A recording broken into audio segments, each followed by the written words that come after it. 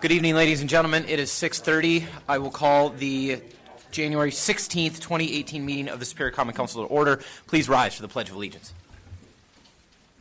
I pledge allegiance to the flag of the United States of America and to the republic for which it stands, one nation, under God, indivisible, with liberty and justice for all.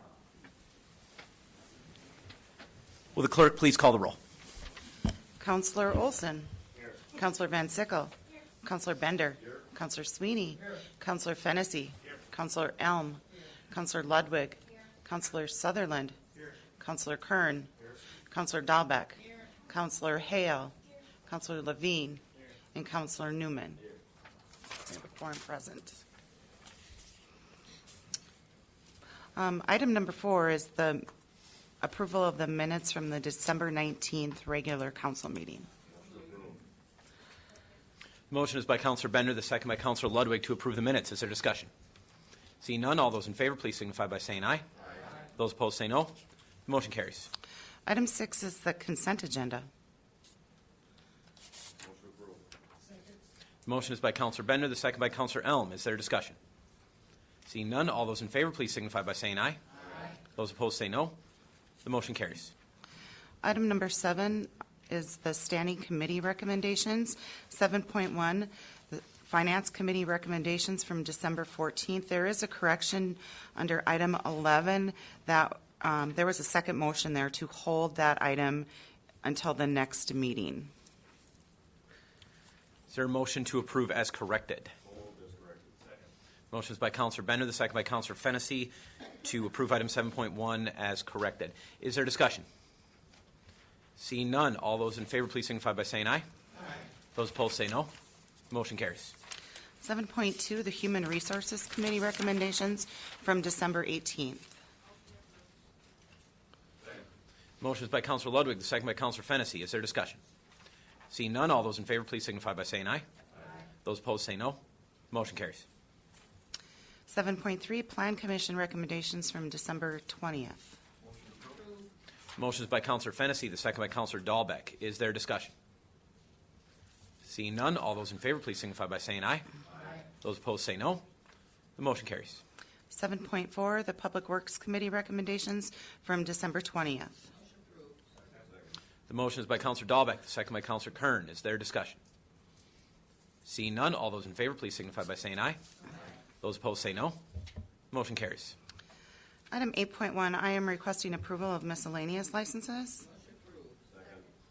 The motion is by Councillor Dahlbeck, the second by Councillor Ludwig. Is there discussion? Seeing none, all those in favor, please signify by saying aye. Aye. Those opposed say no. Motion carries.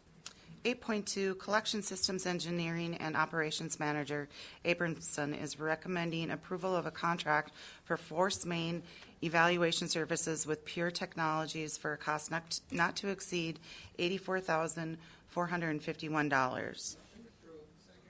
Motion is by Councillor Dahlbeck, the second by Councillor Elm. Is there discussion? Seeing none, all those in favor, please signify by saying aye. Aye. Those opposed say no. The motion carries. 8.3, Planning Director Cirque is recommending to waive the land sales procedure for city-owned property located at 2527 East 4th Street, and that the city enter into an agreement with Barry Hunter Jr. that would award the sale of land for $4,000 and ensure the property be redeveloped. Motion approved. Second. The motion is by Councillor Dahlbeck. The second is by Councillor Ludwig. Is there discussion? Councillor Sweeney. My question is this, it's the last part of the last sentence. Ensure that the property be redeveloped. What significance does that have? Director Cirque, would you please explain the development agreement? Yeah, thank you, Mayor, and thank you, Councillor Sweeney. Kind of a long story short, we have been working towards kind of a goal with the Mayor's Housing Task Force of looking at single-family home ownership, and that's the goal of this project here. As part of his contract that we will have with him, he will need to, he'll do all the scope of work that he has promised. We will inspect, and then he will place up for sale for single-family home ownership. And that is the goal. Okay. Is there a date on it that he must finish it by? I believe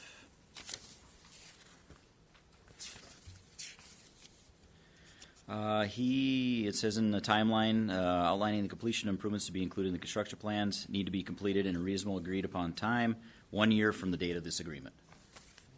Yep. Further discussion? Seeing none, all those in favor, please signify by saying aye. Those opposed say no. The motion carries. 8.4, Planning Director Cirque is requesting approval to move forward with the purchase of commercial property from WSDOT in the vicinity of Tower Avenue and North 4th Street for future development opportunities at a price of $37,900 for 0.5 acre of property. Motion is by Counselor Dahlbeck, the second by Counselor Fennessy. Is there discussion? Counselor Olson. Why are we buying this? Councilor Olson, I think it's more for, it's an opportunity for us. The DOT approached us to see if we were interested. They are looking at, they're revamping their parking area to kind of reduce some of their stormwater obligations to us.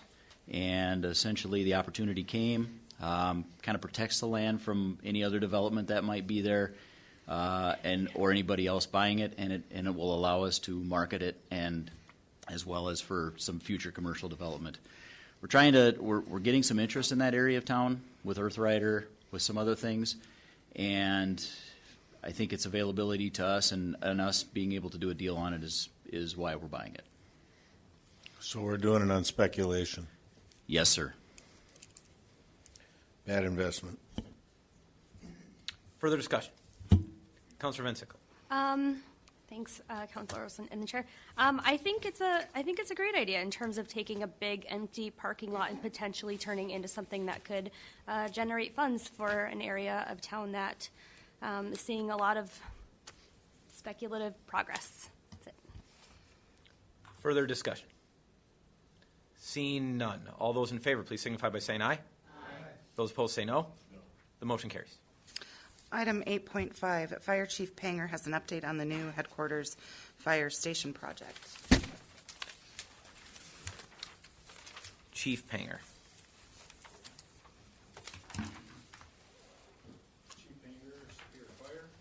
Your mic, please, Chief.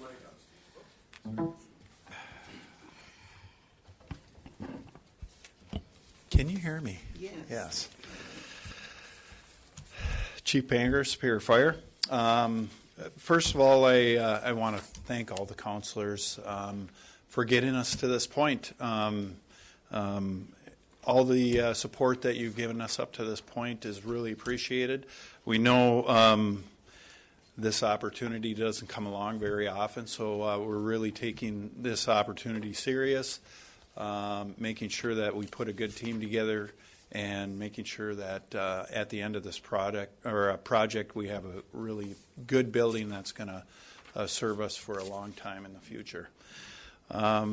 First of all, I'd like to introduce our team members. This is Rob Krzyzanowski. He is one of the designers from Five Bugles. They are working with LHB, that's Brandy Leon. This is Paul. He is our construction manager, the CM on the job, Paul Oberhaus. John Neubauer, he will be our project manager for the project, and of course, Jane is working with Paul in putting the RFPs together, which today we actually had our pre-bid conference and had a really nice turnout for that, over 40 contractors that showed up for that. So we're encouraged about that. 2015 we started this approval process. 2017 we spent the entire year really putting the design together and designing the floor plan, looking at the exterior, basically the entire building, which Robbie is going to go through for you in shortly here. So we hope to start this in May of 2018. We'll be completing this, though there will be another phase to the project in the spring of 2019 to wrap up the entire project. So March 6th is really the planned time when we'll be coming back to you and looking for approval for the next phase of this in the contracts. So without any delay, we'll let Robbie take it over here. This over here so I can. All right. Yeah, first of all, as Steve said, we started this design about a year ago, went through the phase. Everything's gone great with Steve and his department, and it's just been a real pleasure going through it. As we've taken it to SDs, which is schematic design, which is about 30%, up to DDs, which is around 50 to 60%, and then construction documents that we just wrapped up here in December.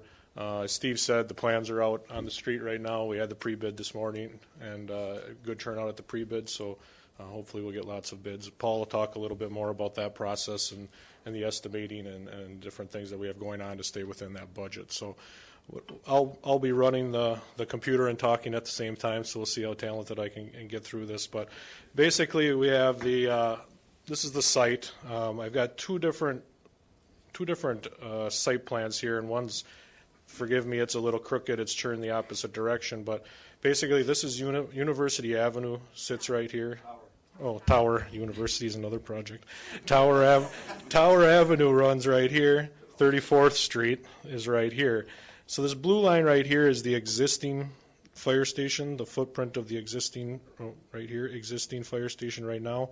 And what you're seeing here in the magenta line is the proposed fire station. So right now the plan is to construct the new fire station and keep the existing fire station active, and then basically get the fire department moved into the new station and then demolish the existing station. We'll do a few things to keep this active. We're going to take all the front doors that you see on that station and board them off. We'll have access from the back in one spot, and then we're actually going to put a new door, a salvage door from the existing station into the side and exit from this way onto 34th Street to keep them operational during construction. So this is just a reversed rotated 90 degrees. So Tower Avenue is on this way on this plan, 34th is on this area. So access to the fire department parking will be off of 34th. Public parking will be in here. Staff parking in the back. We've got some stormwater management happening here, and a cold storage building back here for some of the things that don't have to be necessarily in the apparatus bay all the time, such as the boat. The boat could be in there certain times of year or in here at other times of the year. Drive-through bays going through, so we'll be able to come in here, drive right through, and then out onto Tower Avenue.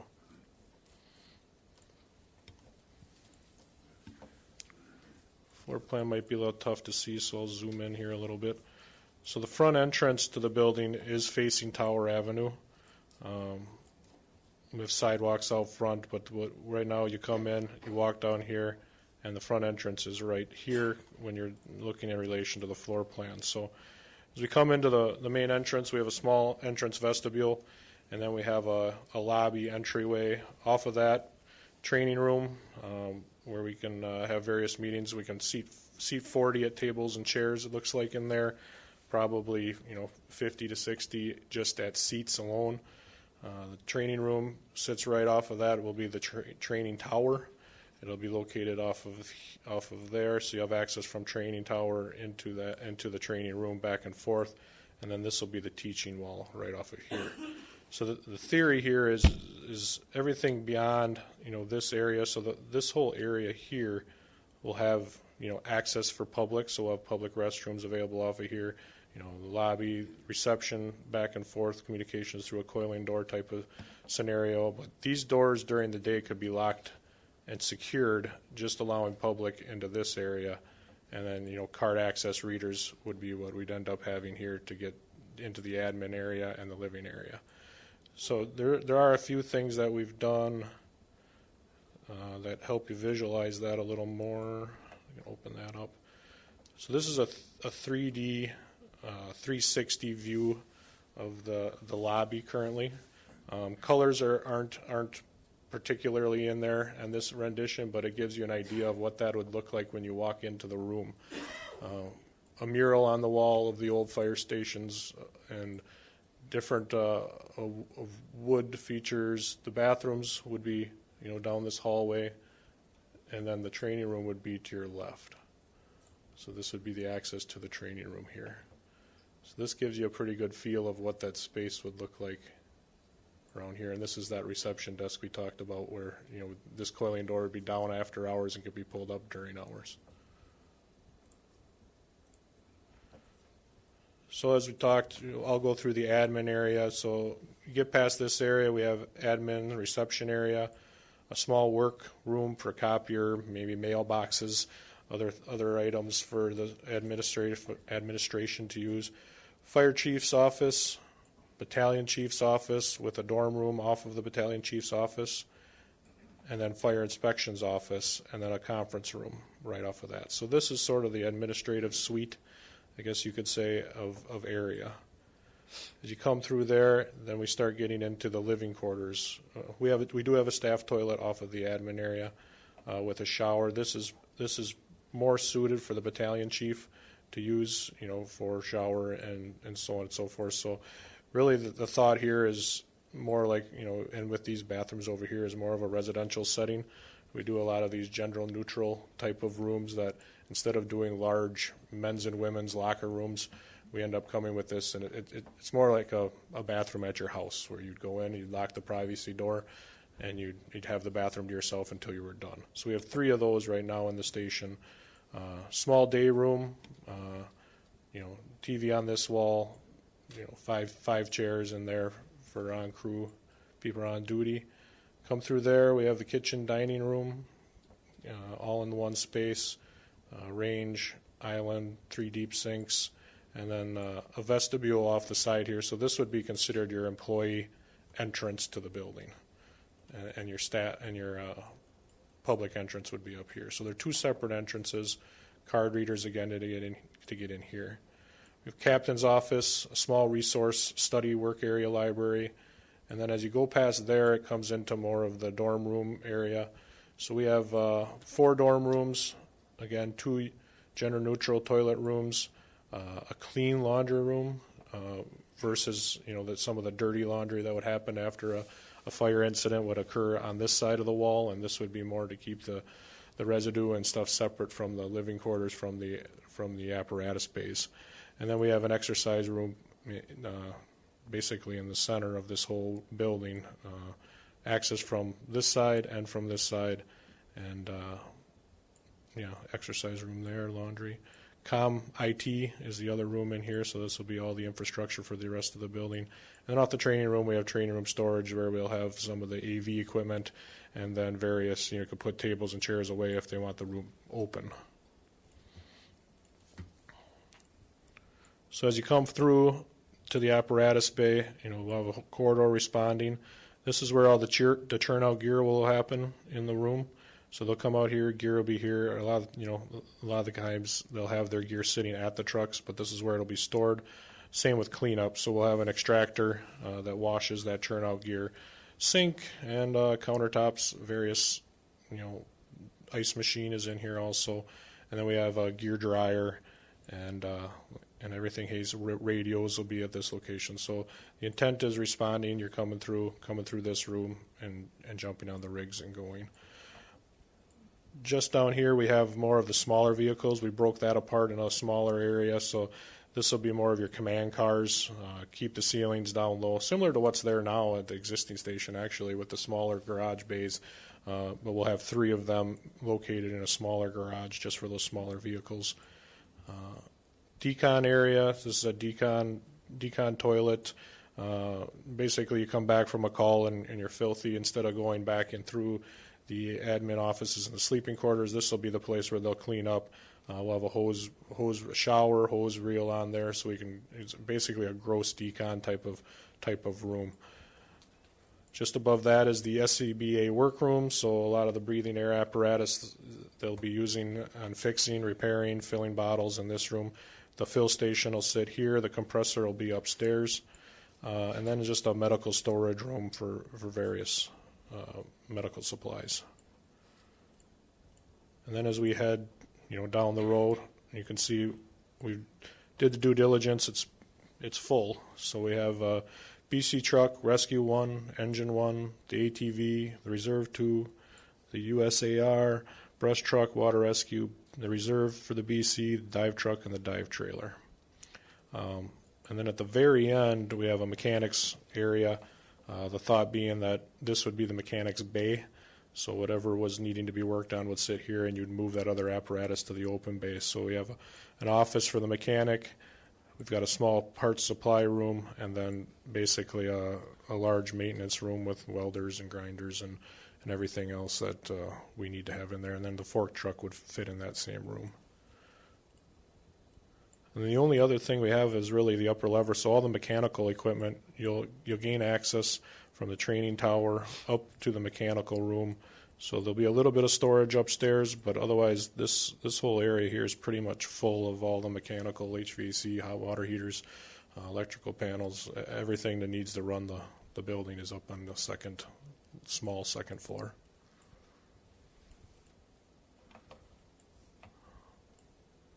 One thing that so the other thing we have is could have went back on this, but this kind of shows you that employee entrance, kitchen area, and that 360 view.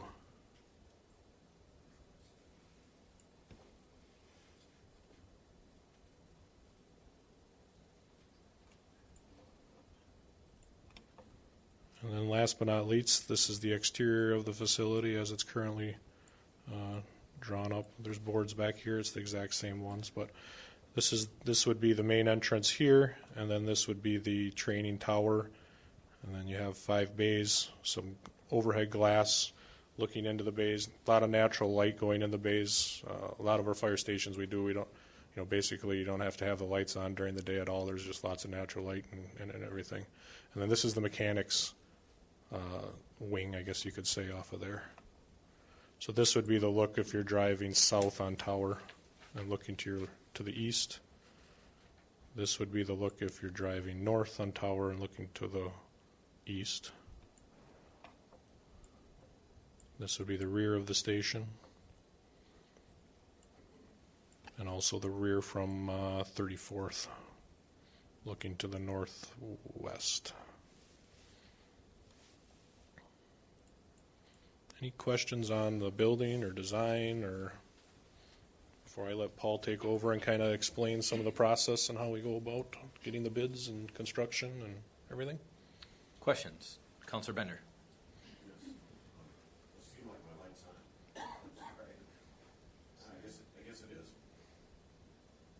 There we go. I hit the wrong button. I'm sorry about that. But anyway, a great-looking building. In fact, when you show the exteriors, the CAD drawings, it looks almost like it's a hotel. Just because many of them have that same type of thing. Now, the other stations are going to stay or not? Chief Banger, your stations are staying, getting remodeled, right? Yes. Yes. Okay. I just wanted to make sure of that. Thank you. That was my only question. Great presentation. Looks very good. Thank you. Other questions? Councilor Van Sickle. Yeah, I'll second that. It's beautiful. And forgive me if I'm not asking the correct person, but can you just confirm that all of the components from the responsible bidders ordinance are implemented fully into the RFPs? That's you. Yes, they are. All of that is part of the required documents. All of the contractors who submit with their bids. Thanks.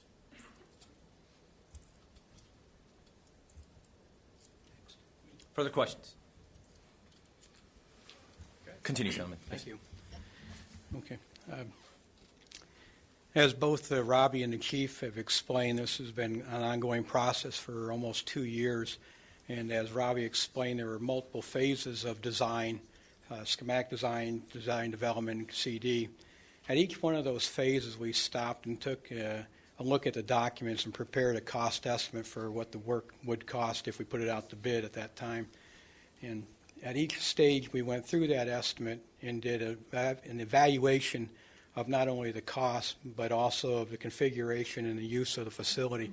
So there was a constant tweaking of the facility to a point where we got to at contract documents, which we believe has the most efficient and cost-effective solution to the issue of a new fire station here. In your packet, I believe they gave you our final 95% contract document cost estimate. And if on page 5 you actually see that we have broken down this work, all of the construction work, into 21 construction packages. Again, as the Chief and Robbie noted, this afternoon we had our pre-bid, and I believe there is over 40 individuals represented here today, so there is a positive and enthusiastic interest in this project. And what that means for us overall is we believe we'll get good competitive bids, which is what we want to have in order to get the project in on budget. Our dollar value back at the beginning of November showed that the cost of construction is $4.3 million. Again, it's broken into 21 packages.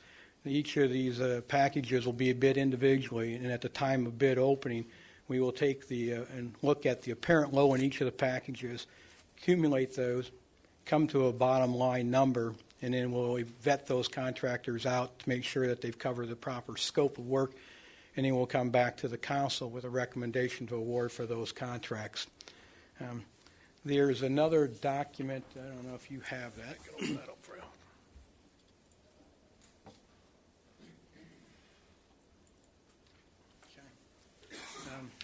This document is the manner in which we plan to report the financial status for the project. It is a project complete document. In other words, it doesn't only include the cost of the construction, but all the soft costs that are associated with it. The designer fees, the CM fees, the FF&E, and some general condition items. It also includes a contingency. And if you look on the bottom of that top box, you'll see the contingency of $180,000. So that number is set aside to handle typically things that would change in the field due to unknown conditions. For instance, if once we start work in the field and discover that we have unsuitable soils that need to be corrected before we build the foundation of the building, that'd be an additional cost to the project, and we would take it out of that $180,000 contingency. We also have, next line up, $197,000 for FF&E, and that's for equipment for the new station. The construction cost you see is $4.3 million, and then we have the general condition is $45,000.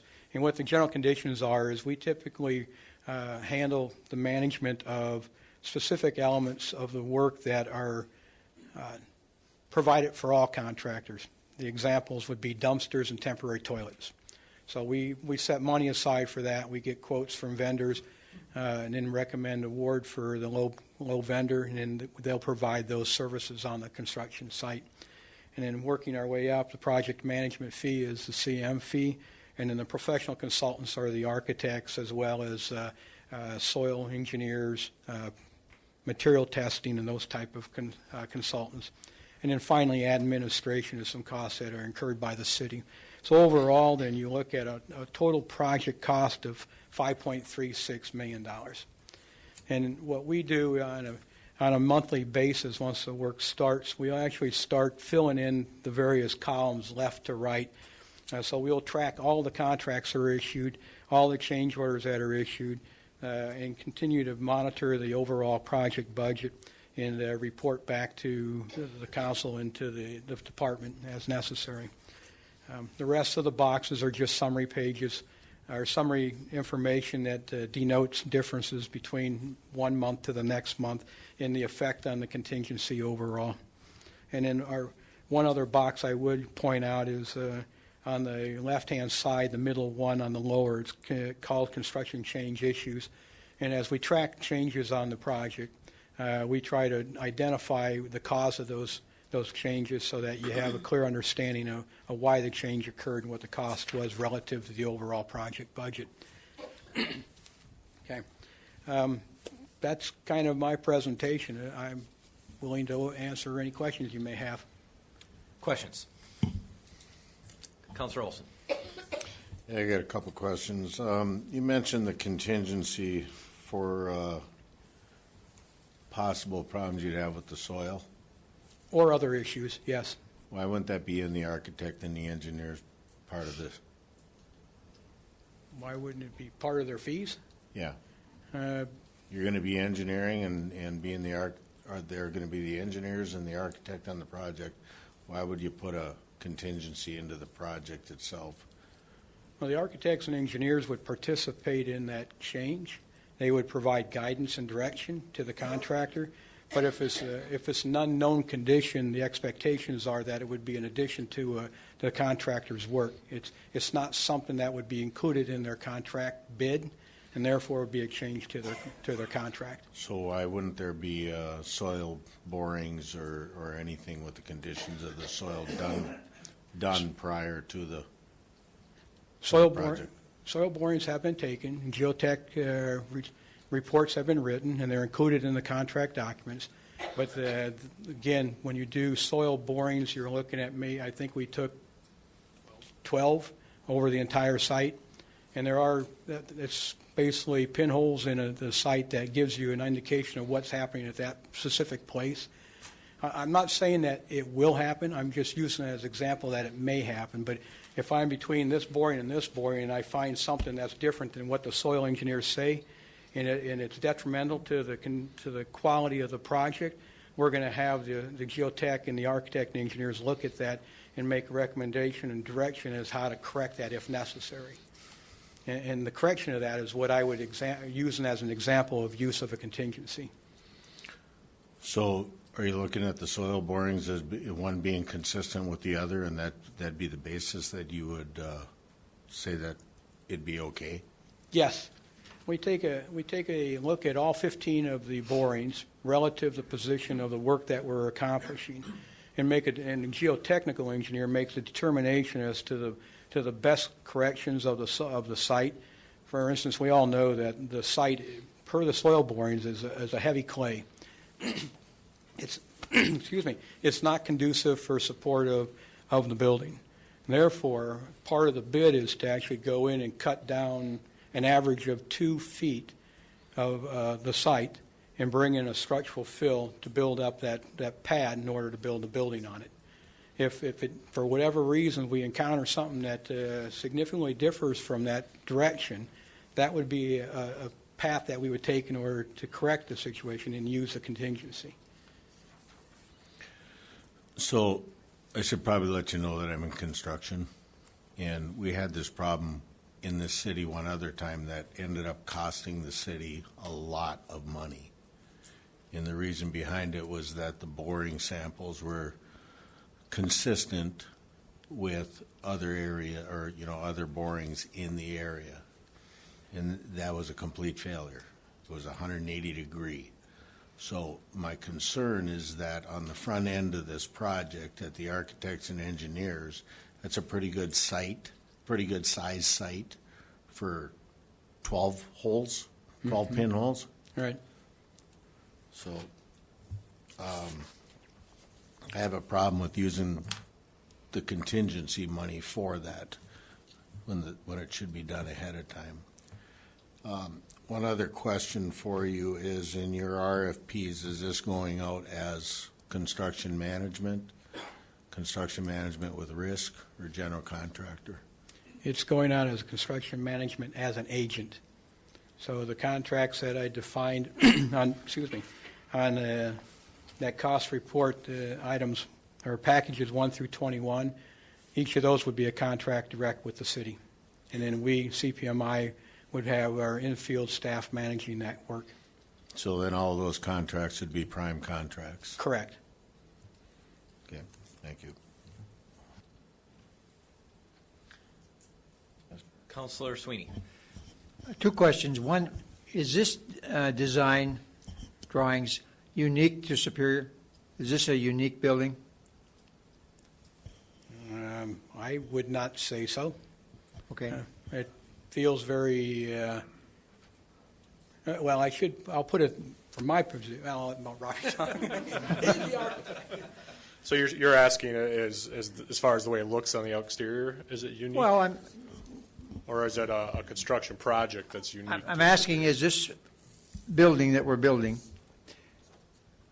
did you start from scratch and design and build this, or was this design used somewhere else? Oh, no, this is start from scratch. So basically a year ago we sat down with Chief and went through a whole programming statement, probably 2 hours worth of talking to him and kicking it off and then starting from scratch. It was a white piece of paper, and we took it all the way through to the end. So it's your building. It's no one else's building. Okay, all right. Next question. What's the completion date? We have that as June of 19. Excuse me? June of 2019. Oh, okay. Thank you. Further questions? Seeing none. Thank you, gentlemen. You're welcome.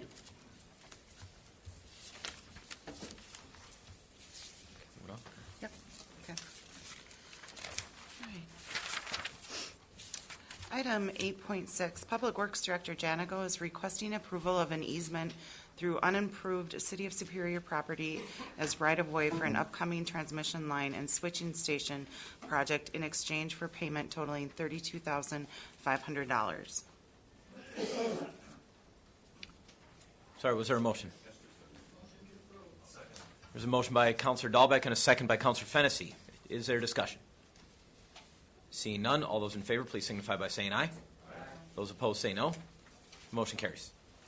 On 10.1, Councilors Sutherland and Kern are requesting temporary angle parking on the east side of Wyoming Avenue between North 17th and 18th Streets until construction is completed at Cooper Elementary. There's a motion by Councilor Sutherland and a second by Councilor Kern. Is there discussion? Seeing none, Councilor Van Sickle. I have a question. Could I ask the two counselors, I guess I have a couple of questions and comments. The first being why this didn't go through the Public Works Committee, the decision around that choice. It looks like it's a temporary ask. That seems a bit arbitrary in terms of not having an end date. Just as somebody that works in transportation for a living, I know that, I guess I want to clarify that this angled parking is as we see it, still the proposed change. Councilor Sutherland, are you able to answer that? I guess I don't understand what her question is on this proposed change. Okay. The first question was, could you tell us a little bit about the decision to forego Public Works Committee? This issue just came up late last week, and I met with the principal at Cooper School and Krause Anderson with the new construction going on. And there's a lot of congestion going on there, and we had parents reach out to me, numerous parents, and I don't know if you've get any feedback from them. However, if they would like, I got a couple of them that could speak up for us from Krause Anderson and Cooper School if you want to ask them any questions. If they're signed up, I'm happy to hear from them. Can I call them forward? Is that fine?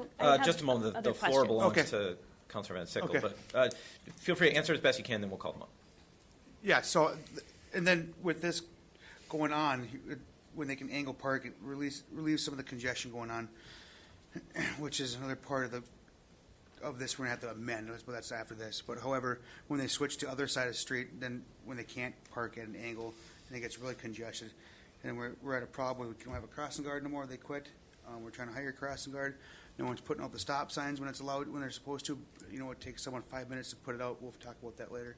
But it's just really bad right now with this construction site going on. There's hundreds of workers there. Maybe not hundreds, but there's a lot of them.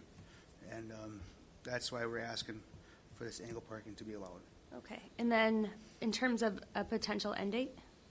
That's something that's going to with working with Krause Anderson and seeing where in the project less construction workers will be there. It's hard to tell and not knowing, I guess. Mid-March was what I was told, if I believe. And that being said, when he feels like there's enough construction workers not working there, we can bring it forward to eliminate this. Okay. And it's just a bunch. The main concern is the safety.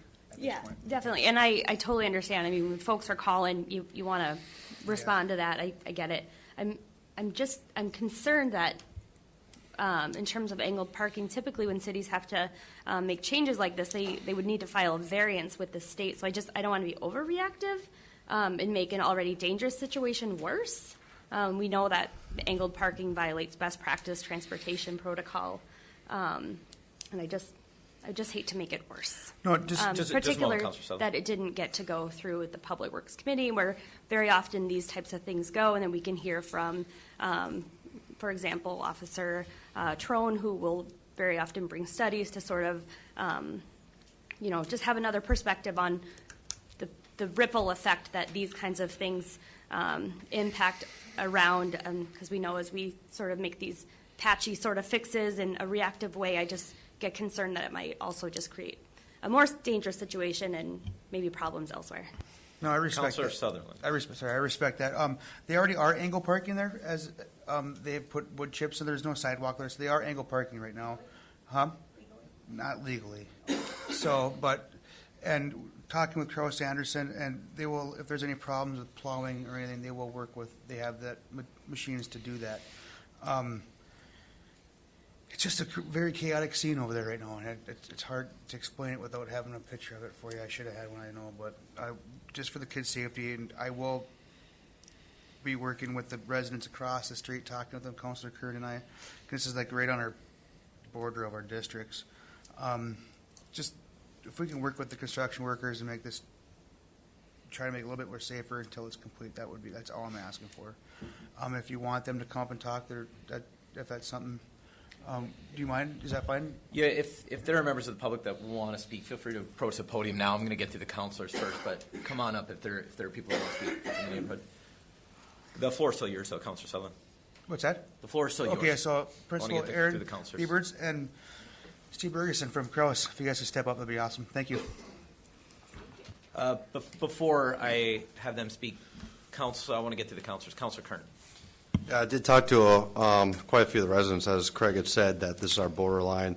One of the big concerns is when calendar parking is on that opposite side, those construction workers are being forced to park in that area, and it really clusters it up.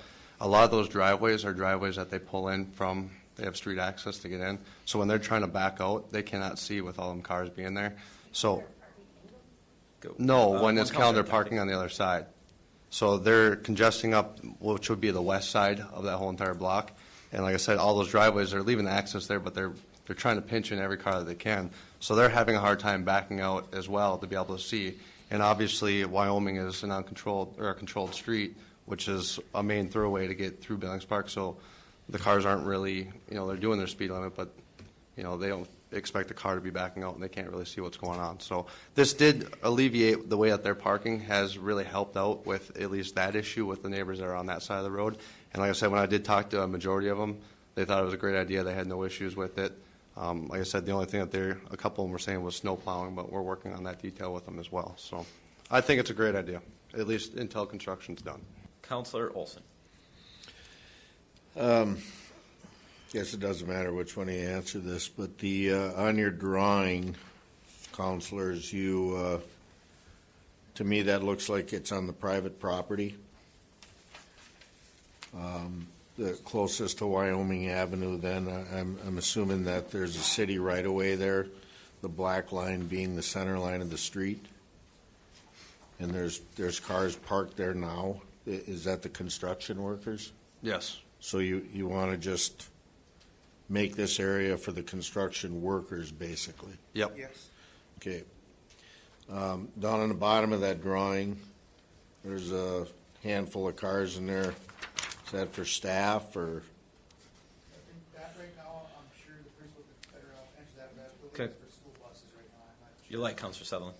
We need you on the mic. Oh, sorry. Not used to this quite yet. So, yeah. I believe right below where you see that handful of cars, that's for school buses. They don't have the map, so I'm sure they can't help out with that, but. I believe it's also for drop-off for. One at a time, please, gentlemen. Okay, I'm gonna turn my. So that area, I believe, is for buses and loading zones. So any of the trucks coming in delivering food, I believe they're delivering through that service door that's there. Okay. So, I'm familiar with the site. And there's a lot of construction materials there more than anything, isn't there? On that end of the building right now?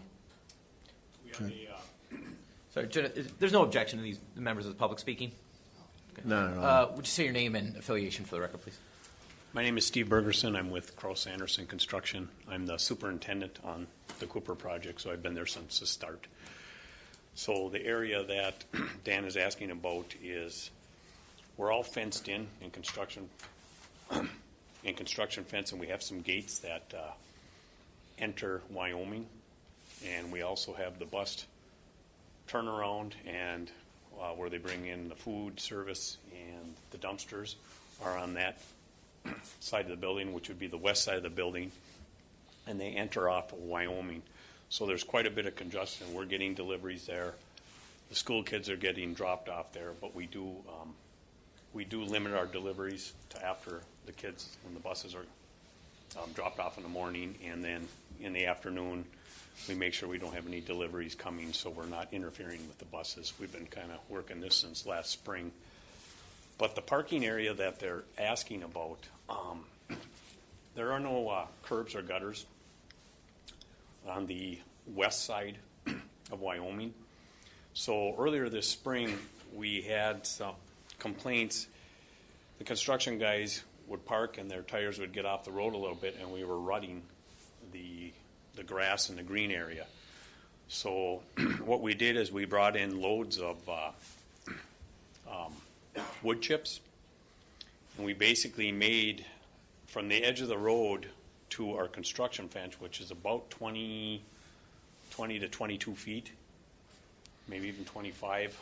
We filled that with wood chips just so if the guys could pull off the road a little bit more, and then we weren't tracking mud and we weren't tearing things up, and we were trying to be a good neighbor and keeping our vehicles kind of out of the way so we weren't hindering traffic. And we had talked to the school board about this before we did it, and we decided just to try to help out when we do that. So the guys kind of got used to parking basically off the road, and now that it's winter, they've been kind of diagonal parking to fit more cars. We can fit more in there because we're trying to stay off all the little side streets, and we're trying to keep everybody out of the way, so to speak, the best we can. We do have 80 to 100 guys working every day, so it is kind of congested. The roads are skinny around there, so we're doing the best we can to be a good neighbor and just trying to help out any way we can.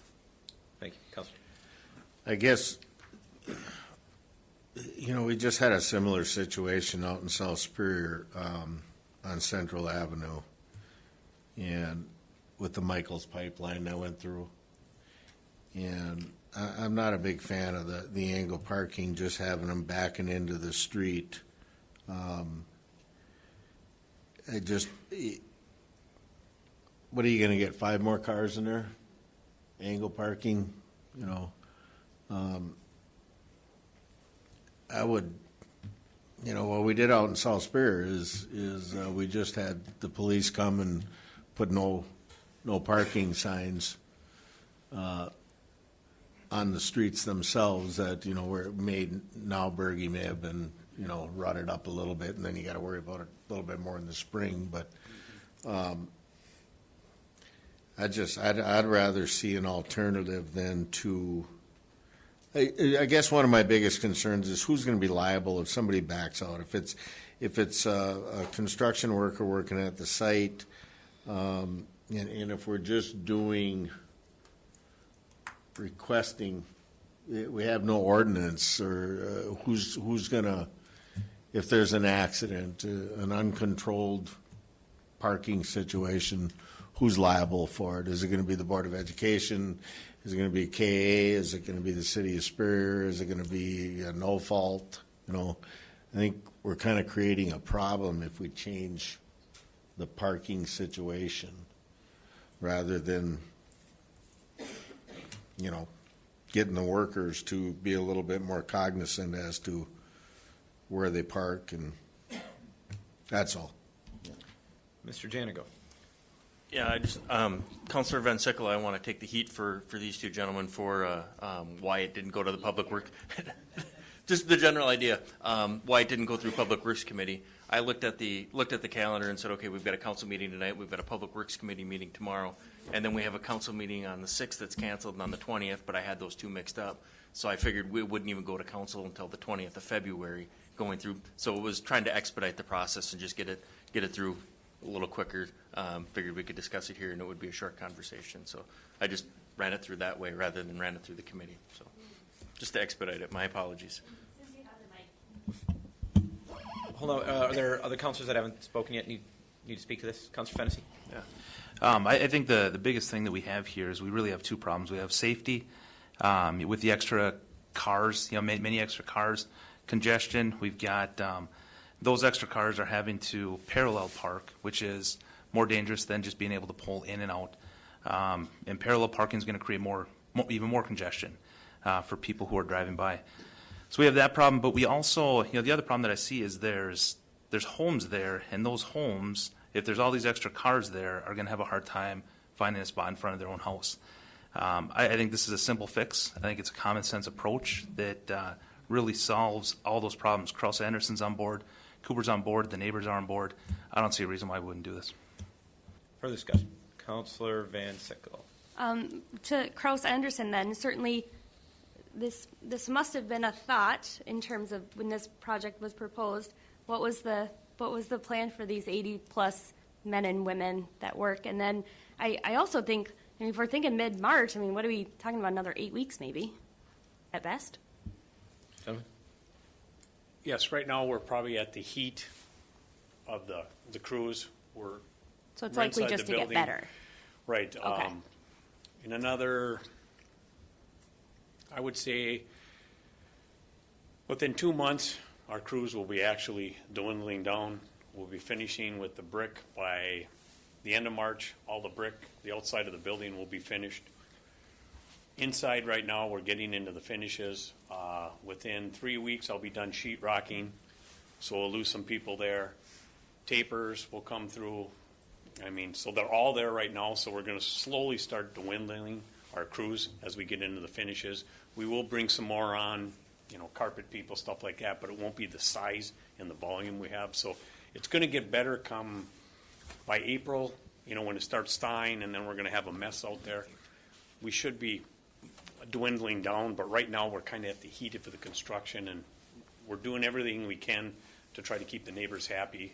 I've actually gone and talked to some of them that have complained or brought up stuff, and we've made sure guys aren't parking in front of their homes, and they are going down the side streets and trying to park, but we're doing what we can. But this little area here is kind of the entrance to where all the guys come in every morning, and we've actually have lights up so they can get in safely because it's dark in the mornings, and when they leave at night it's dark.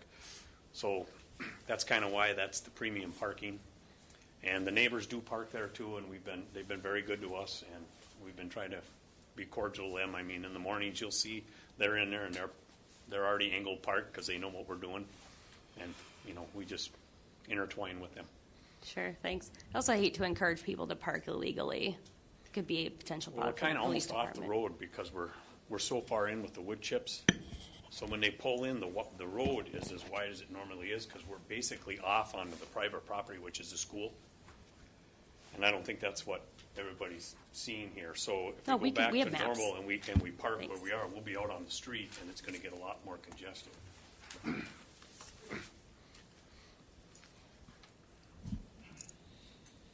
Are you finished, Councilor Van Sickle? Yes, thank you. Councilor Dahlbeck. No. I don't even know why we're arguing about this. I think we should go ahead and let them park there. I think they're trying to be good neighbors.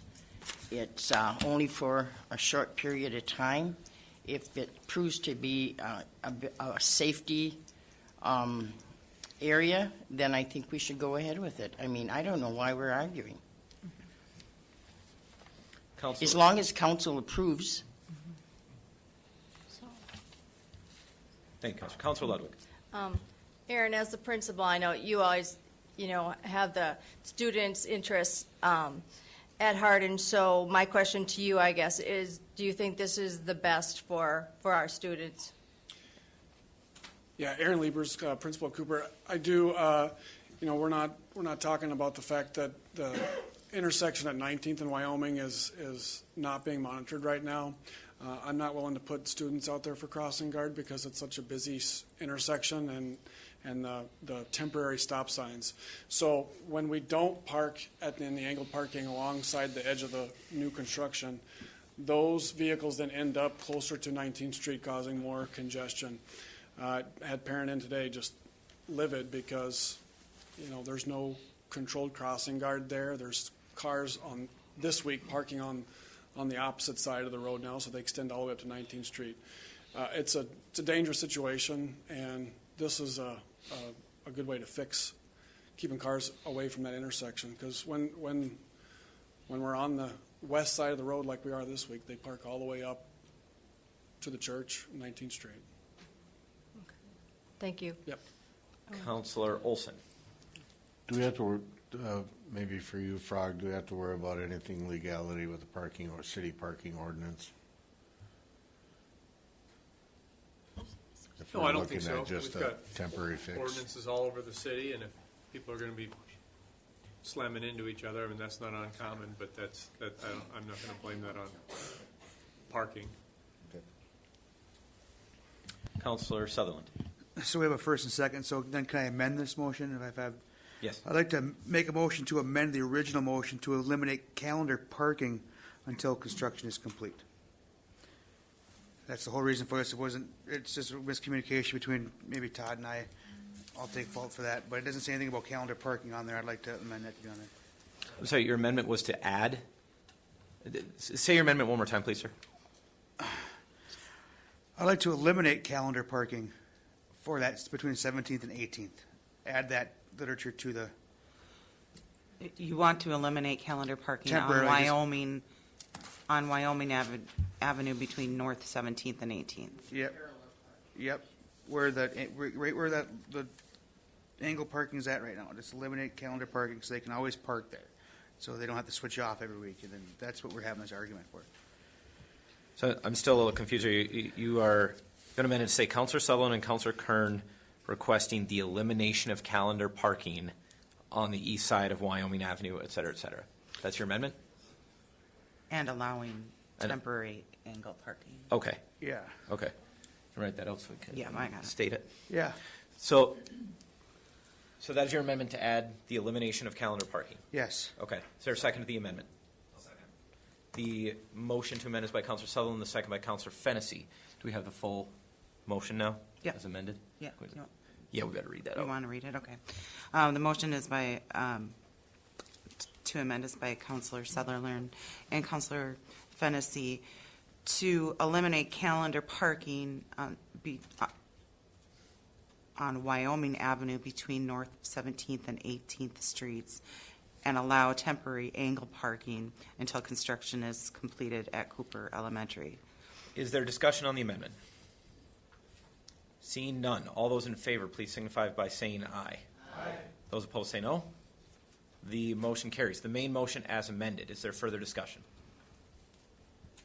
Seeing none, all those in favor, please signify by saying aye. Aye. Those opposed say no. The motion carries. Business by Counselor Newman has a report for us. All right. So my name is Jeffrey Newman. I'm an 11th grader here at SHS. Just giving kind of the update on the high school.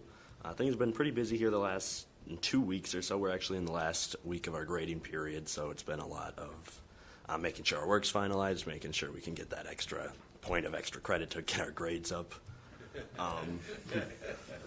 Our teachers have been pretty busy too. They've been recruiting us into next year's classes as our registration is up on sometime in February. So they've been bringing out the PowerPoints, making sure we know what we want to do for anybody other than seniors, of course. Student-wise, my fellow counselor here, Madison, has been recruiting people for the American Legion Badger Girls State event over the summer, which is a civic-based event, basically where they create their own city for 5 days in June. So that takes place down in Oshkosh, and Madison has been pretty successful. She's gotten 2 students signed up so far. with that. Otherwise, the school musicals starting out with audition packets for The Sound of Music.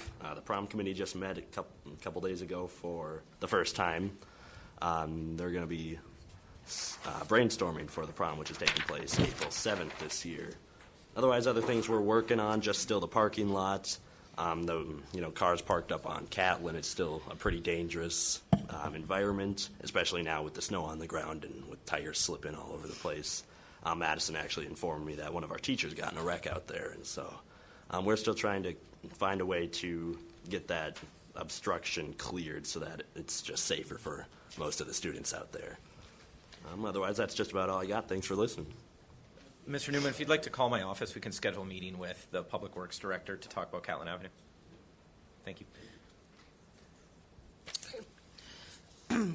Item 11.1 is a resolution introduced by the Plan Commission authorizing a special use permit for a tourist rooming house at 1101 East 6th Street. Motion is by Councilor Fennessy, the second by Councilor Dahlbeck. Is there discussion? I just have a quick question. Councilor Van Sickle. Thanks. And forgive me if this is rudimentary. Is this beyond standard practice, this public hearing being held in March regarding this vacation? I feel like we do this all the time. So I'm just wondering if this is a special measure around this particular vacation. We're actually on 11.1, Councilor. Just joking. Hold. Further discussion? Seeing none, all those in favor, please signify by saying aye. Aye. Those opposed say no. Motion carries. Okay, 11.2 is a resolution introduced by the Plan Commission setting a public hearing on March 6th to vacate a portion of Ogden Avenue north of North 3rd Street. The motion is by Councilor Dahlbeck, the second by Councilor Sweeney. Is there discussion? Councilor Van Sickle. Same question, please. Director Shirk. These are particular to different times of the year, so when they come in, we have a vacation setting a public hearing. So in this case, no, they're not on a cycle per se. They're come whenever they're petitioned, more or less. Does that answer your question, Councilor? Your light, please, Councilor. If this was a particular controversial vacation, or it'll just be on the floor as a public hearing? It's okay. Same practice. Further discussion? Seeing none, all those in favor, please signify by saying aye. Aye. Those opposed say no. The motion carries. 11.3 is a resolution introduced by the Community Development Division to set a public hearing March 6th to request comments on community development needs and fair housing choice. Motion is by Councilor Bender, the second by Councilor Ludwig. Is there discussion? Seeing none, all those in favor, please signify by saying aye. Aye. Those opposed say no. Motion carries. 11.4 is an initial resolution of the City of Superior relating to the issuance and general obligation bonds in the amount not to exceed $4,600,000 for the construction of the city's fire department main engine house. Motion is by Councilor Dahlbeck, the second by Councilor Bender. Is there discussion? Councilor Fennessy. I just had a quick question on this. If we're looking at the number, the 4.6 million here, in the presentation earlier, I have written down 5.36. What's the? Can you just explain the difference there? Director Vito. Well, we have two pieces of funding that were approved in the CIP. One was $500,000 a couple years back, and then we have $4.5 million approved for a total of $5 million. That's to cover everything. So, yes, that would be this project, the most recent estimate that we just got. It is over by $360,000 compared to what we have budgeted in a CIP. So I guess I'm hopeful that being that we had 40 possible interested bidders, that it comes in at a real nice estimate or something to award that's less than that. And if not, then we will need to look at how we will fund the difference. But for tonight's purposes with the initial resolution, this is the amount of bonding that we're looking for to cover that. And whether, if it comes in over that, then we need to look somewhere else for the funds. Thanks for the clarification. Sure. Further discussion? Seeing none, all those in favor, please signify by saying aye. Those opposed say no. Motion carries. 11.5 is the initial resolution of the City of Superior relating to the issuance of general obligation bonds in an amount not to exceed $900,000 for the 2018 street improvement program. The motion is by Councilor Fennessy. The second is by Councilor Ludwig. Is there discussion? Seeing none, all those in favor, please signify by saying aye. Those opposed say no. Motion carries. 11.6 is a resolution providing for the issuance and sale of general obligation corporate purpose bonds, Series 2018A of the City of Superior, Wisconsin. There's a motion by Councilor Fennessy and a second by Councilor Bender. Is there discussion? Seeing none, all those in favor, please signify by saying aye. Those opposed say no. Motion carries. 12.1 is an ordinance introduced by the Public Works Committee amending the traffic code, no parking in designated spaces by adding no parking between signs on the west side of North 18th at Missouri Avenue and the east side of North 18th at Wyoming Avenue. The motion is by Councilor Dahlbeck, the second by Councilor Sutherland. Is there discussion? Seeing none, all those in favor, please signify by saying aye. Those opposed say no. The motion carries. Item 12.2 is an ordinance introduced by the Public Works Department amending the traffic code, disabled do not block sidewalk zones by removing 2334 Hewitt. Motion is by Councilor Bender, the second by Councilor Ludwig. Is there discussion? Seeing none, all those in favor, please signify by saying aye. Those opposed say no. Motion carries. 12.3 is an ordinance introduced by the Department of Planning and Development to amend zoning restrictions for specific uses related to wireless communication facilities. The motion is by Councilor Dahlbeck, the second by Councilor Elm. Is there discussion?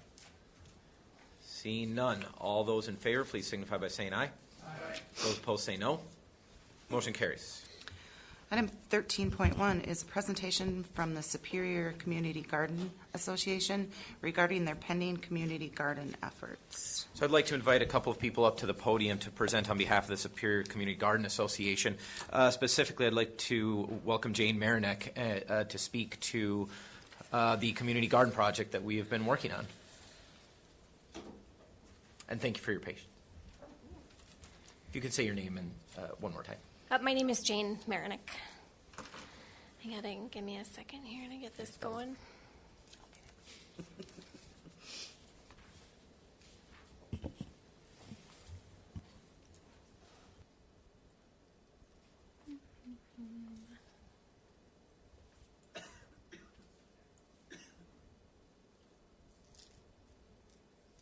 All right, well, I'm just going to leave it like that. Again, my name is Jane Marinek. I am a student at UMD studying biology and environment and sustainability, and I'm interested in local agriculture and community food systems. I'm also a resident, obviously, of Superior. I've lived here for just about 10 years with my family, my husband and 4 kids. I'm here to present a little bit of information about the Superior Community Garden Association. We do have a few other members in the audience, Liz and Jane and Trudy, and Council Ludwig as well.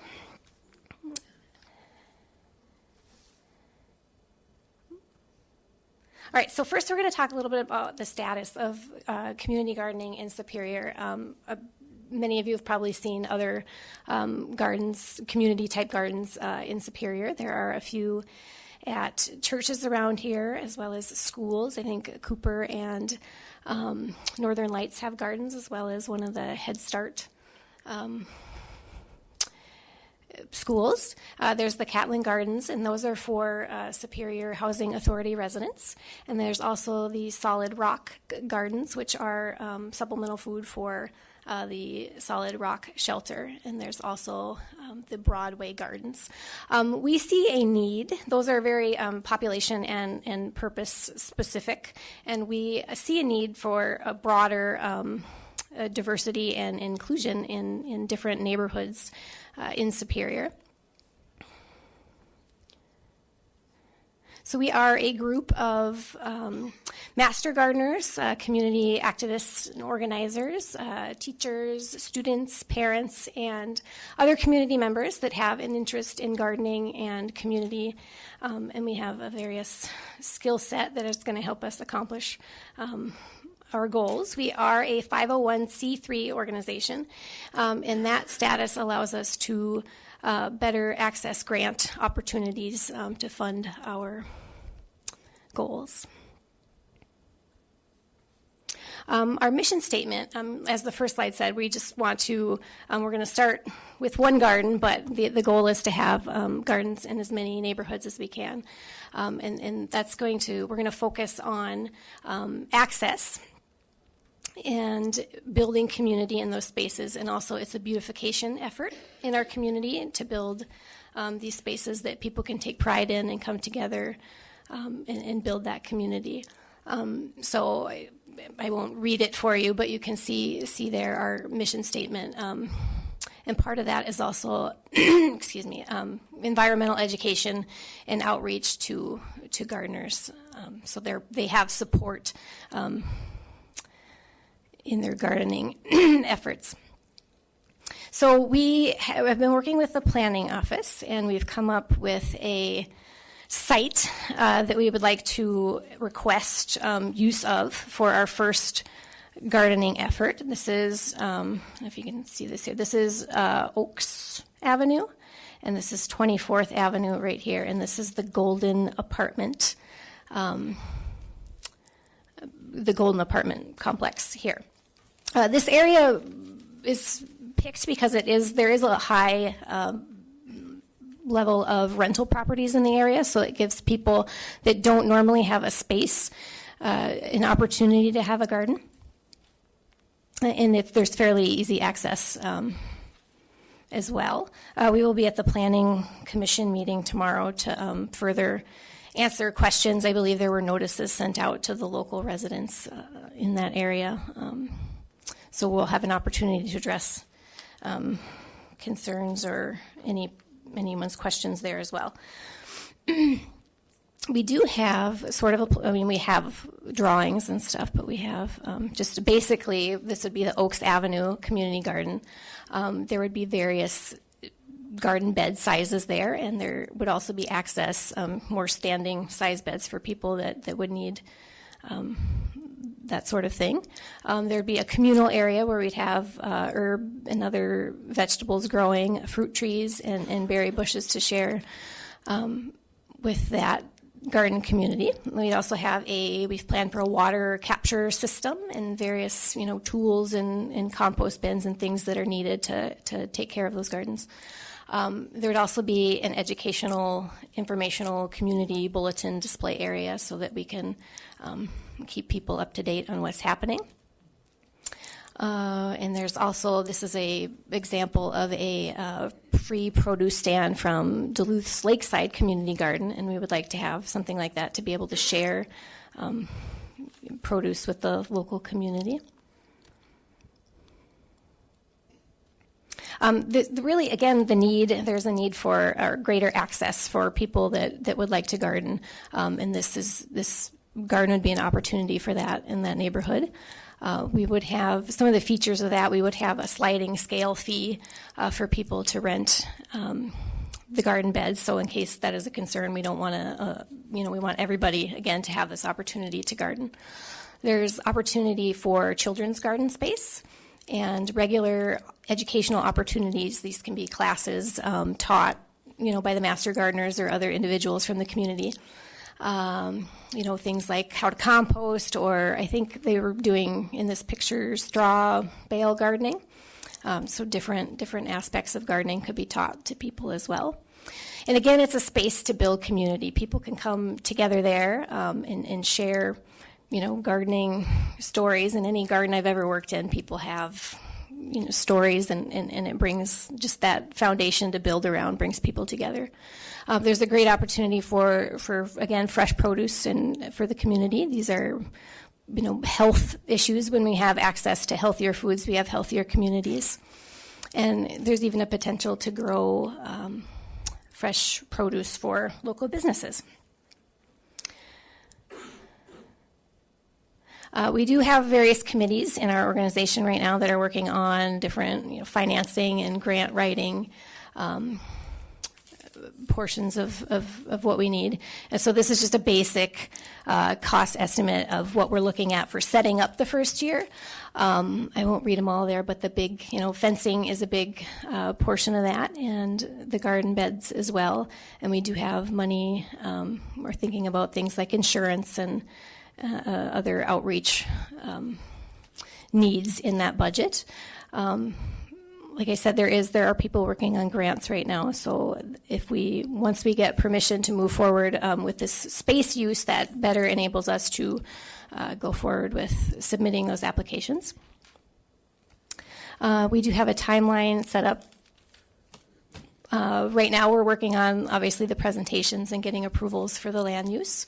And then we can start submitting those grant applications, like I said. In addition, working on other potential sponsors or funding resources that we have. And we'll also work on community outreach and recruiting gardeners from that area or from any other area that want to join to come garden there. And then hopefully by the time the snow melts and the ground thaws, we're able to start installing fences and building garden beds. And when the weather is ready, we can start planting. So that's just some basic, I'm sure there's lots of questions. So I want to thank you for your time, and feel free to ask any questions that you would like. Questions or discussion? Councilor Bender. Yes, and I've seen this presentation somewhere else. Did you make a presentation at Rotary? I have not, no. Well, you probably should. Actually, I think I've seen the Duluth presentation, Duluth Rotary presentation about it, but I had mentioned that, probably 8 years ago, Mercedes Moreland from the Challenge Center and I had done a presentation to Haji Dokanchi's class about front yard gardens, where you have a raised bed and you put, whatever, and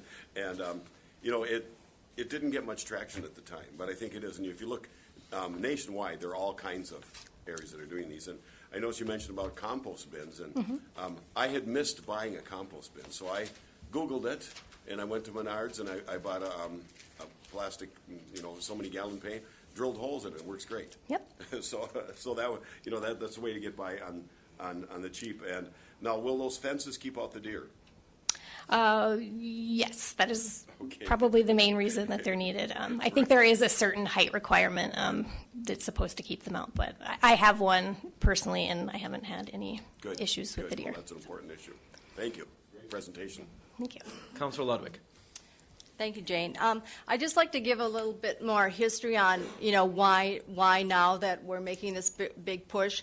As you may or may not know, Douglas County has a very active Master Gardener program that we keep running through the extension through our ag agent is Jane Ankelman is a big part of it.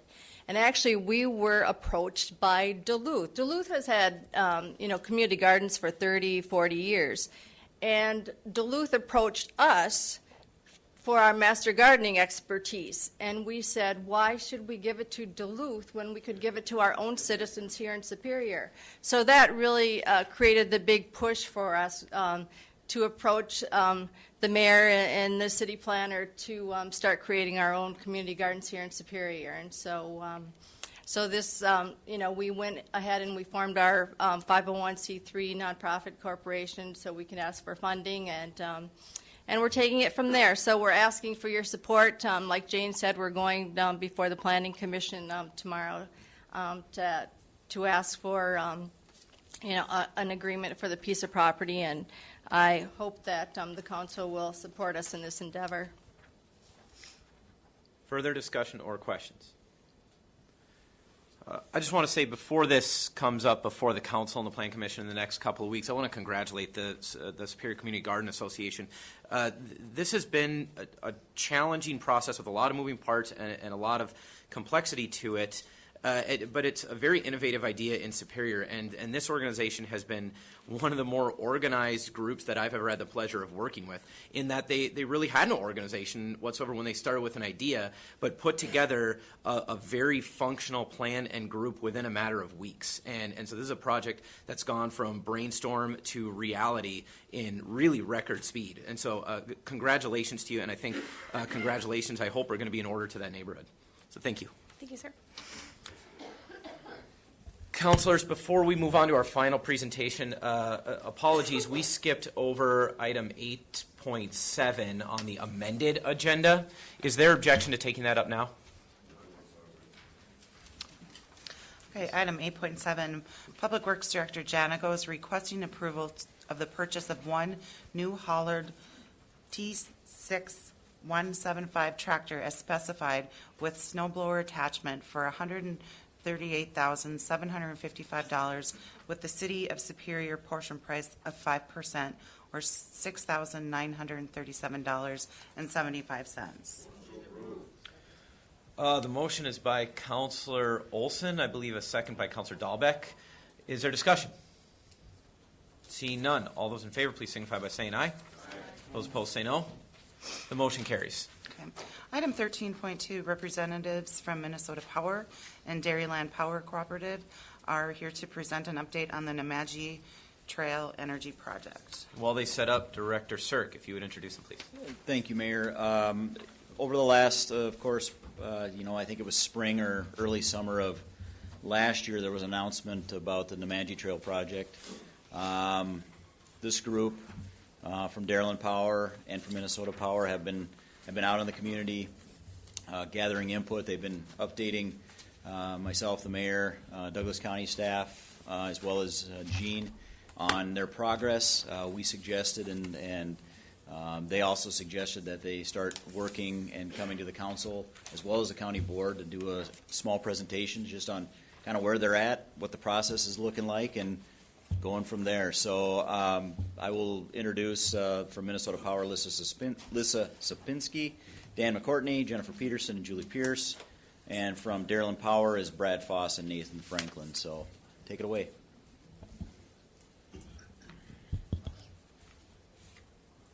Let's move over here. So good evening. Thanks for having us. So we wanted to start by introducing ourselves. I'm Nathan Franklin from Dairyland Power Cooperative, and we wanted to talk to you about the Nemadji Trail Energy Center, which is a 550 megawatt proposed natural gas plant to be built here in Superior. I want to tell you a little bit about Dairyland, mainly because we're not as well known in this area. We're new to Superior. We are not new to the north. Our service area is there in the green, and if you look in the handout, you can see there should be a similar map on there. So Dairyland is a generation and transmission cooperative, which means we're a not-for-profit utility, and we don't provide service directly to individuals. We provide electricity to member cooperatives, local cooperatives. You're maybe familiar with Bayfield Electric to the east of here, Polk Burnett Electric Cooperative to the south of here. Those are two of our 24 co-ops that buy electricity from us. We have most of our co-ops are in Wisconsin. We serve about 500,000 people in Wisconsin, 600,000 people total. The service area there is a little bit of a simplification because service areas can be a little complex, but basically, if you can envision the townships of western Wisconsin and those areas in Iowa, Illinois, and Minnesota, they probably get their electricity from Dairyland Power, even if it says Bayfield Electric or Taylor Electric or Price Electric on their utility bill. So we're quite large. You can see the board, so I won't necessarily just rattle off the stats to you, but we do cover a 69-county area in our 4 states. We've been around for 78 years. We were actually formed the day of Pearl Harbor back in 1945. 95% of our load is to residential or farms. So we don't have a lot of commercial and industrial load. We serve a lot of smaller residential types.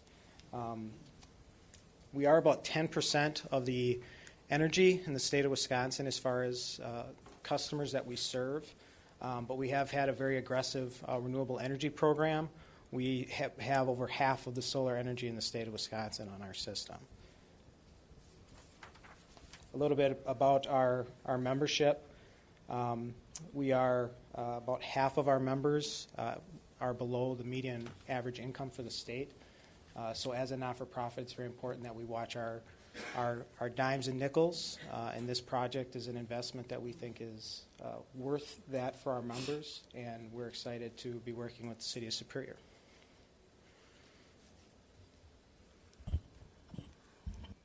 Good evening. Thanks for having us. I'm Lisa Sapinski, Director of Power Supply at Minnesota Power, which means I'm doing the long-range planning for how we're going to meet our customers' energy needs. I'm also the project manager on this project, so it's a 50-50 partnership between Minnesota Power and Dairyland, but Minnesota Power has been essentially hired to be the agent, the developer, constructor, and operator of the facility. I think you may be more familiar with Minnesota Power. We're headquartered right across the bridge. We've been around for over 100 years at this point, serving a territory that's in northeastern Minnesota, the blue area on the map. We do serve customers directly. We are what is termed an investor-owned utility in the business, which means we have shareholders we answer to. And it also means that we are regulated by the Minnesota Public Utilities Commission. So, in fact, this project is in front of them right now, and we'll have a little update later on in the presentation about the regulatory approval process that we have. In addition to serving retail customers directly, we also serve municipal wholesale customers, and those include Superior Water, Light, and Power. We tend to count that amongst our 16. So if you are a Superior Water, Light, and Power customer, Minnesota Power's energy mix is essentially your energy mix. And the story of the Nemadji Trail Energy Center is about how we are evolving that energy mix to be more flexible, more diverse, and lower emitting. If you could, thank you.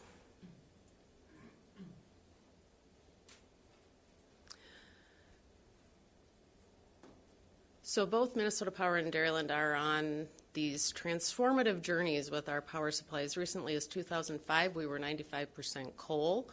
By the time this project goes into service in 2025, we think that'll be more like 43 to 44% coal, and a similar percentage of renewables for Minnesota Power, and then the rest from market purchases and gas, which is actually this project.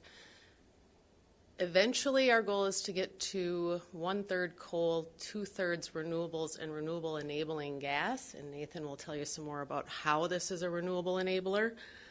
But in short, we have removed a lot of coal, or are in the process of removing a lot of coal from our power supply mix, and we need something to make up the difference. Dairyland is on a similar power supply journey. I don't know if you want to say a few words about that while I get you to the next slide. Sure.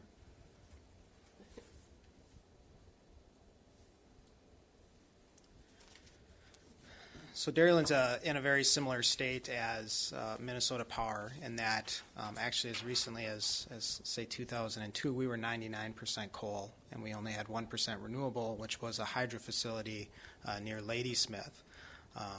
We were the first utility in the state of Wisconsin to meet the required RPS.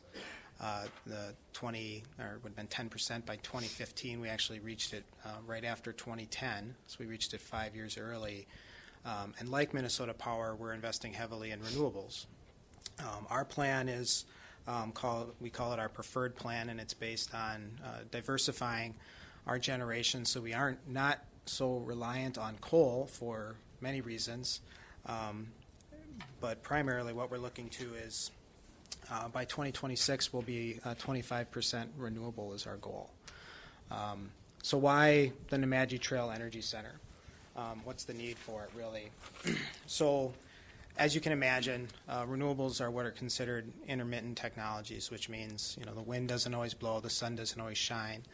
So with the current technologies, we have to have technology out there, and in this case, a combined cycle natural gas plant that can quickly produce energy when the system needs it. I was thinking as we were walking in that tonight is kind of a Nemadji Trail night. So it's cold, so a lot of people are using, at least in our service area, a lot of our members are still dependent on electric heat. The wind dies down in the early evening, so you're not getting that wind energy. It's obviously dark, so there's no solar energy. That's when a facility like Nemadji Trail kicks in and can produce energy. And in addition to being able to support renewables, it can ramp up and down very fast. A traditional coal plant needs about a day to adjust to a signal from the market about how much it can or can't produce energy. A system like Nemadji Trail can ramp up in about 15 minutes. So if we get a signal from our market supplier that the wind is dying down in western Minnesota, Nemadji Trail will be able to very quickly adjust and produce energy, and in reverse as well. So if we start to find out that renewables are kicking on and we don't need to depend on the natural gas, it can ramp down and let renewables do that work. The chart that we have on there, it's a little busy and it might be hard for you to see, but if you can imagine, the multicolored stripes are essentially most of the ways that we produce energy, and they're relatively stable. We can predict those.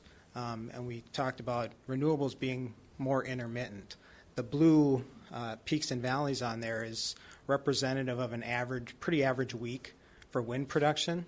So you can see the peaks on there probably are evenings, because that's when wind picks up. So the valleys are during the day. So essentially, Nemadji Trail would pick up during those valleys to help support wind, which is the most dominant renewable source. Some other reasons that both our organizations are looking for Nemadji Trail Energy Centers to support new load. To Darylyn's part of that, we are expecting to grow about 20% in the next 10 years. Some of our co-ops in southern Minnesota and northwestern Illinois have acquired some new territory. They're going to each grow about 10%, so we need to find new generation to support that. Both organizations are replacing coal generation, have shut down coal in recent years, and when we lose that, what's considered base load energy, providing that stable, kind of solid, high levels of energy at one time, we need to replace that somehow. And we're looking to do that with Nemadji Trail, which will have about 60% fewer carbon emissions than a traditional energy source. So it's a very efficient plant. It's state-of-the-art technology. It's very responsive. It can respond to markets and to renewables very quickly. And we're also, another benefit of Nemadji Trail is that it's going to be the first major power plant in this part of the state. In the materials that you were given, you'll see a map that's from the Wisconsin Public Service Commission. And if you look at that map, you can see there's kind of a gaping hole in northwestern Wisconsin where there's not any major power generation. Any plants of this size, the closest ones are in Eau Claire and Wausau, and most of the other generation you see on there is our smaller hydro facilities owned by Xcel Energy.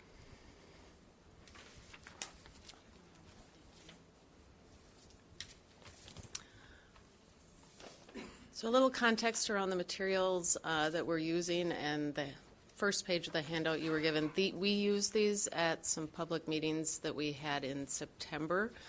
So our efforts today are to inform you if you weren't able to attend those public meetings, but they are also available at this website, NemadjiTrailEnergyCenter.com. That's at the bottom of the handout. So both this handout and all of these slides, plus more, are available there. So you don't have to try to remember all of this, but as Nathan said, the NTEC facility, as we call it for short, is about 65% less carbon emissions than a traditional coal burning facility. There are no mercury emissions associated with natural gas, and there's really minimal other air emissions. From a water usage perspective, we're planning on using well water. When the facility operates, water is withdrawn to cool the facility, it can be up to 2.4 million gallons per day. The vast majority of that is lost through evaporation because of the cooling function that it provides. So it's only about 20% ends up as wastewater, which we anticipate sending to the municipal wastewater system. We've had some initial discussions and think that there is the capacity for that to work out here. And then something that neighbors are often concerned about is the noise level, and are they going to be able to hear this facility? So what we have right now in terms of an indicative what might it sound like is it's somewhere between a quiet urban nighttime and a dishwasher running in the other room. As we get further into our environmental proceedings, we'll have to do a more detailed noise study where we get down to the decibel, but for now that's intended to give people a general idea of what they can expect.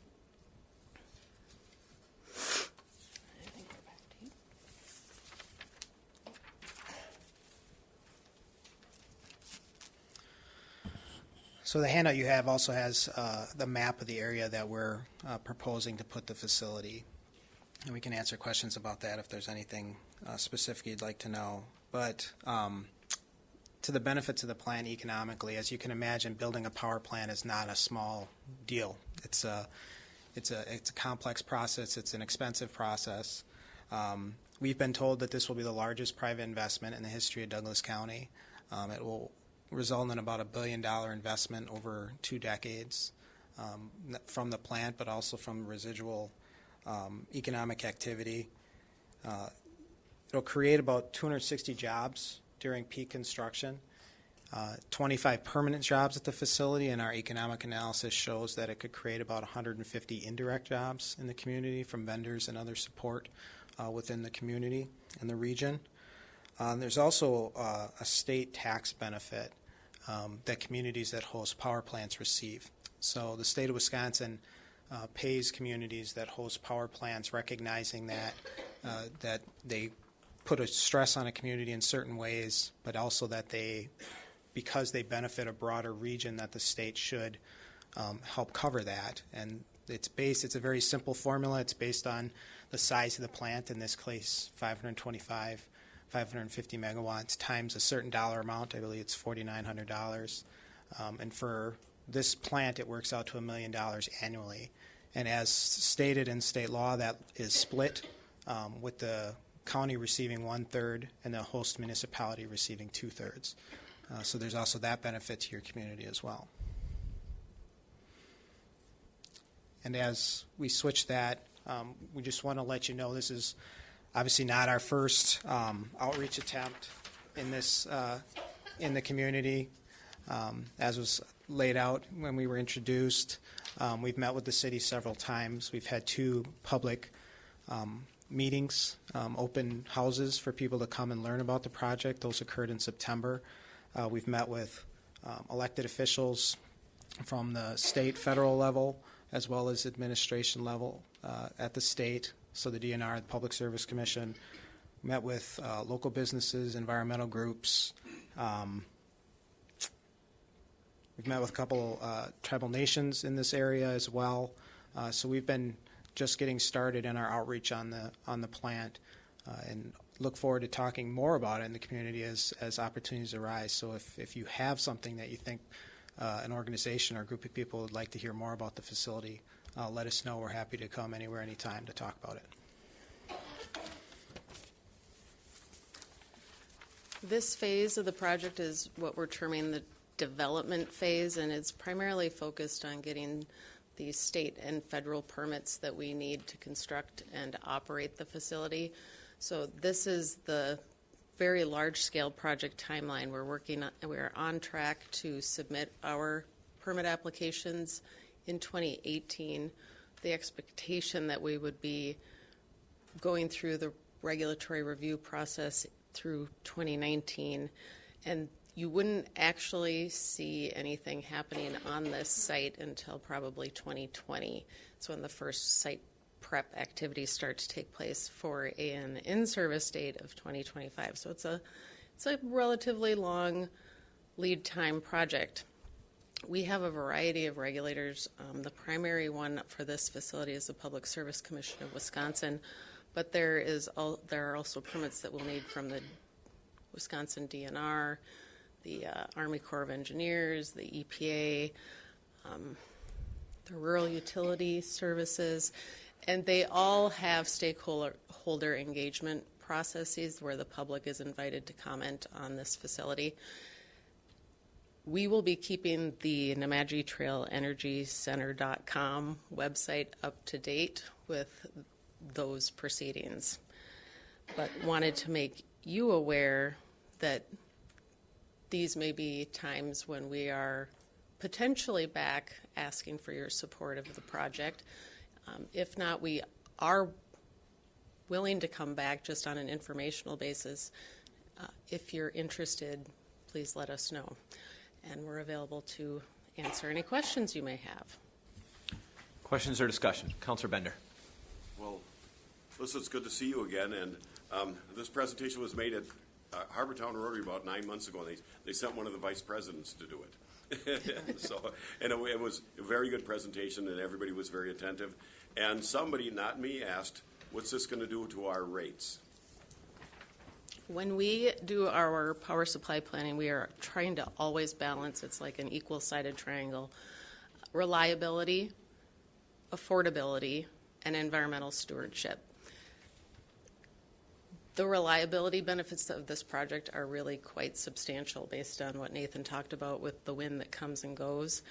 Obviously, the environmental stewardship is very high too, and given those, the affordability, we think, is right in line with the benefits. We don't have this is going to be X dollars on utility bills at this point. It's too soon to know.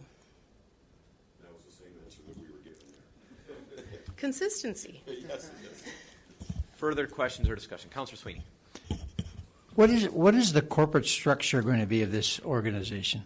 It's two companies. There's actually not a separate NTEC organization. It's an investment by Dairyland, and it's a investment by Minnesota Power into the actual facility itself. Like, we'll each own half of every nut, bolt, it's going to be parking spot. Yeah. So Minnesota will remain a Minnesota corporation for this facility, and then you would be a Wisconsin corporation. Is that okay? Minnesota Power will operate the facility. Right. Minnesota Power will operate it. Okay. Thank you. Under your current structure, then. Correct. Okay. Further discussion? Questions? Councilor Van Sickle. Just a quick question, and thank you for that presentation. You talked about having 2 public meetings already. I was just wondering if you could tell me a little bit about those details, as you might probably already know. This is being proposed in the district I currently represent. So I guess specifically, where were these? And you talked about noise being a main concern. Would you be willing to talk about maybe some other things that came up? We were actually able to attend those offices. Yeah, so both of the public open houses were held in September, and they were at the Elks Lodge. Am I remembering that right? Yep. At the Elks Lodge? Elks Lodge, yeah. Okay. Here in Superior. We did significant outreach on those. We cast a radius around where the plant would be, so that every mailing address within that radius would have received a direct notice in their home of the meetings. I believe we ended up sending out over 3,000. Am I remembering that right? Over 3,000 individual contacts on that, and that also included broader lists of other stakeholders, including elected officials. Okay. And then some of the concerns? Noise came up, traffic, concern about traffic in the area related to the plant. Water use came up. The cemetery, which is directly adjacent to the site, was a couple questions on that. People concerned when they're visiting loved ones that they don't want to see a power plant, and we completely understand that. What else? Boat landing. It's not, what I understand, it's not a actual dock, but it's kind of an informal kayak canoe launching area. People wanted to make sure that that was still accessible. So we're going to continue talking with the community about that. We're going to meet with your Parks and Rec director at some point to talk about possibilities for us to be able to support that boat landing while it's still there and still accessible to the community. Am I missing anything? Light? I think that's Yeah. Light? Did light come up? Light, yep. Light came up as far as lighting of the tower, for instance, and just general lighting from the facility. And we have met with the Starry Skies group of Lake Superior to get their input on how we can be as responsible as possible with the light and still have a safe facility. So we're hopeful for that. Well, I thank you for your transparency, Mhm. And wanted to thank you for the call that I got yesterday. Yep. I promised to return it. Thank you. And the invitation's open. Great, So. thanks. Councilor Olson. In your inception of all this, is there any discharge water that we have to worry about with this facility? No, everything will go through the wastewater system. Okay, thank you. Further questions or discussion? Seeing none, I want to thank you both for the presentation, and I'm Thank you, sure we will see you again. Sounds good. Councilors, we have no further business and therefore are adjourned. Thank you and good night.